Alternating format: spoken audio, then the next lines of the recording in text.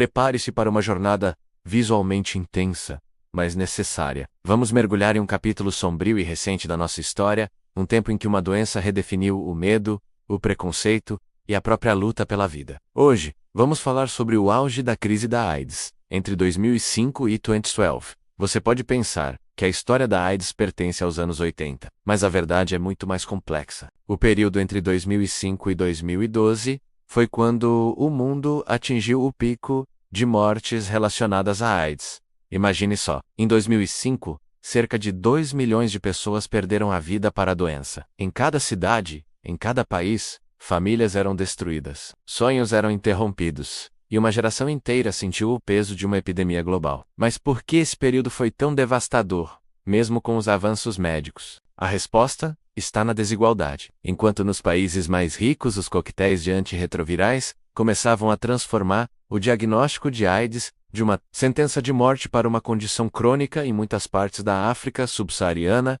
Ásia e América Latina, o acesso a esses medicamentos era um luxo inalcançável. A pobreza, a falta de infraestrutura de saúde e a instabilidade política criaram o cenário perfeito para o vírus se espalhar sem controle. E o estigma. O estigma era uma segunda doença, tão cruel quanto o próprio vírus. Naquela época, o diagnóstico de vírus de imunodeficiência humana ainda era sussurrado em segredo. Era visto como uma marca de vergonha, associado a comportamentos considerados desviantes ou imorais. A ignorância alimentava o preconceito. Pessoas eram demitidas de seus empregos, expulsas de suas casas e abandonadas por suas próprias famílias. O medo era tão grande que um simples abraço ou um aperto de mão se tornava um ato de coragem. Para quem recebia o diagnóstico, a vida virava de cabeça para baixo. A primeira dificuldade era o próprio choque. A notícia chegava como um soco no estômago, trazendo consigo o medo da morte, da dor e, principalmente, do julgamento. Contar para a família e amigos era um teste de fogo.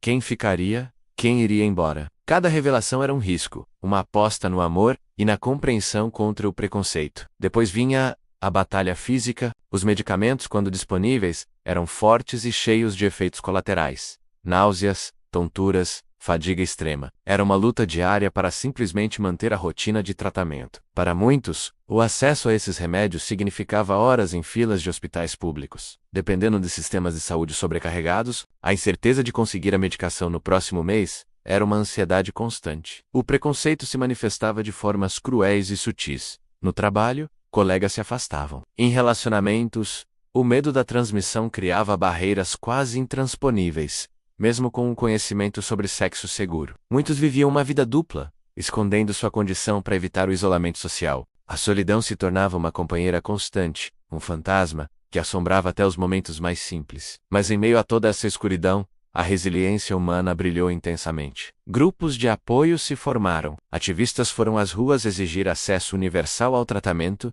e pessoas vivendo com vírus da AIDS se tornaram a voz da mudança. Eles mostraram ao mundo que a AIDS não tinha rosto, classe social ou orientação sexual. Eles ensinaram que a compaixão e a informação eram as armas mais poderosas contra o medo. Olhar para esse período do 2005 e 2012 não é apenas relembrar a dor, é entender o poder devastador do preconceito e da desigualdade. É honrar os milhões de vidas que foram perdidas e celebrar a força daqueles que lutaram e continuam lutando. É um lembrete sombrio de que uma doença pode ser agravada terrivelmente pela ignorância humana. Hoje, a situação melhorou muito, mas a luta não acabou. O estigma ainda existe, e o acesso ao tratamento ainda não é universal. A história da AIDS nos ensina que a saúde é um direito humano, e que a indiferença pode ser tão letal quanto um vírus. Que as cores fortes e as imagens impactantes que vimos hoje sirvam não para assustar, mas para despertar, para que nunca nos esqueçamos da importância da empatia, da ciência e da solidariedade. Se você, ou alguém que você conhece, está passando por dificuldades relacionadas à saúde mental, ou precisa de apoio, não hesite em procurar ajuda. Existem profissionais e organizações dedicadas a oferecer suporte. No Brasil, o CVV, Centro de Valorização da Vida, oferece apoio emocional gratuito, pelo telefone 188 ou pelo site. Você não está sozinho. Obrigado por me acompanhar nesta reflexão importante. Se este vídeo te tocou de alguma forma, compartilhe para que mais pessoas conheçam essa história. Inscreva-se no canal para mais conteúdos que nos fazem pensar e, acima de tudo, sentir. Até a próxima. Ele não tem cérebro. não tem coração, mas possui uma das estratégias de sobrevivência mais aterrorizantes e geniais que a natureza já criou. E eu te garanto, o que você vai descobrir é mais impressionante que qualquer filme de ficção científica. Vamos começar pelo básico. O HIV é um retrovírus. Guarde esse nome. A maioria dos seres vivos, como nós, armazena sua informação genética no DNA. O DNA é como a planta de uma casa, com todas as instruções. Já o vírus da HIV guarda suas instruções numa molécula mais simples, chamada RNA. Agora, aqui começa o terror biológico. Para infectar uma pessoa, o vírus precisa transformar seu ARNA. Pense nela como um tradutor espião. Quando o vírus invade uma de nossas células de defesa, especificamente os linfócitos TCD4, ele libera seu RNA e essa enzima, a transcriptase reversa, então começa a trabalhar, reescrevendo o código genético do vírus no formato de DNA. É um processo que vai contra o fluxo normal da vida. Por isso o nome retrovírus. Uma vez que o DNA viral é criado, a coisa fica ainda mais sinistra. O vírus tem outra ferramenta, a enzima integrase. A função dela, pegar esse DNA viral recém-criado e literalmente colá-lo no meio do nosso próprio DNA, no núcleo da nossa célula. A partir desse momento, a célula infectada não é mais totalmente sua. Ela se torna uma fábrica de vírus refém. E quais são essas instruções? Construa mais cópias de mim. A célula, enganada, começa a produzir todos os componentes necessários para montar novos vírus, mais RNA viral, mais enzimas, mais proteínas de capa. Eles formam uma pequena bolha que brota para fora da célula, levando um pedaço da membrana celular com ele. Esse novo vírus, ainda imaturo, se solta e parte para encontrar a próxima vítima, o próximo linfócito TCD4.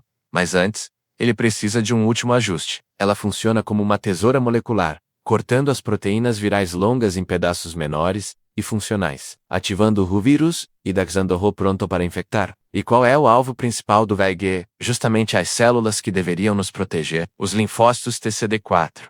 Eles são os generais do nosso sistema imunológico, coordenando toda a defesa do corpo. O HIV não apenas os usa como fábricas, mas também os destrói no processo. A cada novo vírus criado, a célula hospedeira se enfraquece e morre. Imagine um exército invasor que transforma seus soldados em traidores e depois os elimina. Com o tempo, o número de generais CD4 no corpo despenca.